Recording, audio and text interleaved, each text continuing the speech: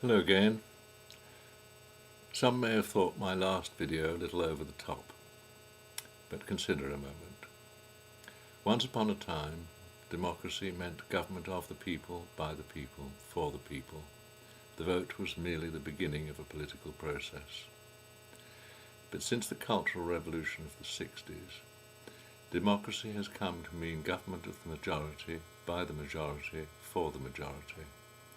The vote has become the be-all and end-all of democracy. The consequence is that minorities have become excluded. But we all belong to minorities of one kind or another.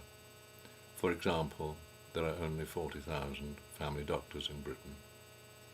Politicians seem to have a hidden agenda which ignores the needs of the people and tries to squeeze quarts of humanity into ideological pint pots. There's nothing new in this.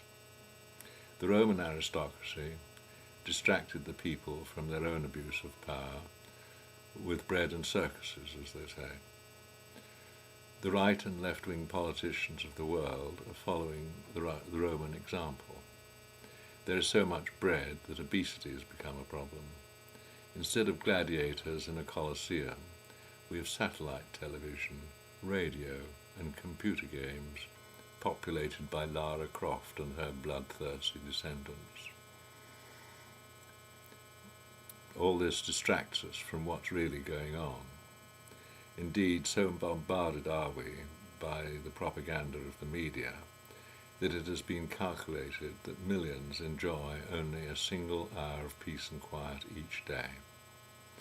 This stops people thinking about each other and the world. In the meantime, society is disintegrating with stabbings, shootings, antisocial behaviour, abortion, divorce, all manner of social problems, and not to mention global warming.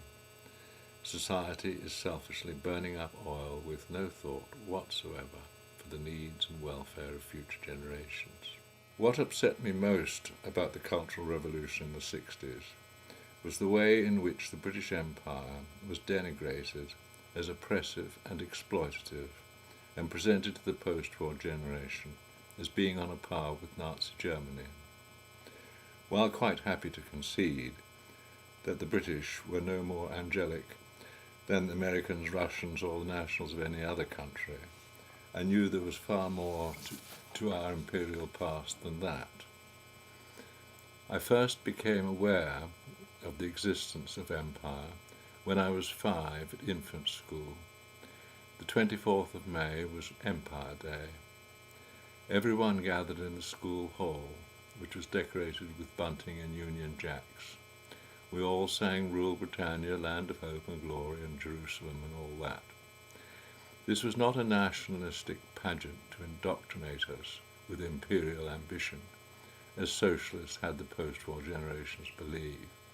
Rather, it was to give thanks in our hearts to all the men of the Commonwealth and Empire, even Fiji and the islands of the Caribbean, for example, who were fighting with us in the war. I felt part of a great family of nations that was pulling together to fight tyranny. It was a lesson in multiculturalism. At grammar school, several of my teachers were worldly wise veterans of the Great War. As a first-form schoolboy, I clearly recall one of them saying in a history lesson, "The British democratic tradition is both a system of ideas and a way of life, and as such it amounts to a religion." But who had thought up this system of ideas? There was no one great philosopher in our history. No king had been credited with it. It was not written down anywhere.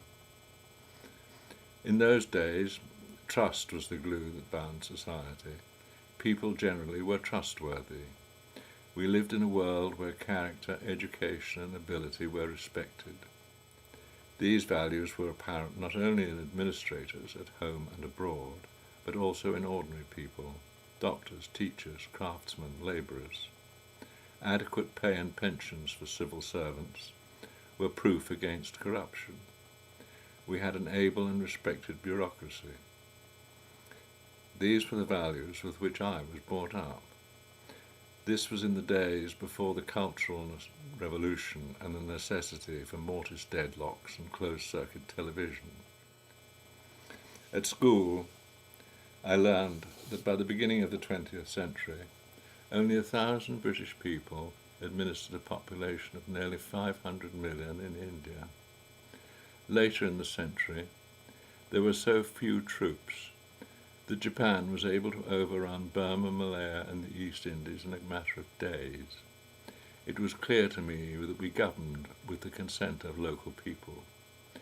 While British administration could not be perfect, such a consensus could never have been achieved had we been as oppressive and exploitative as the post-war generations have been taught to believe. The British Empire was more a family of nations than an imperial occupation. The British are not an arrogant, aggressive, or warlike people. The only time we are moved to fight is when we are threatened by people with a passion for more power than they know how to handle. Thus it was that our greatest heroes are Nelsons, Wellingtons, and Churchills, rather than Napoleons, Hitlers, and Stalins. In the 19th century, British imperial incentives were derived from the Industrial Revolution, which made life easier and more certain. We were keen to share the benefits with others, railways for example.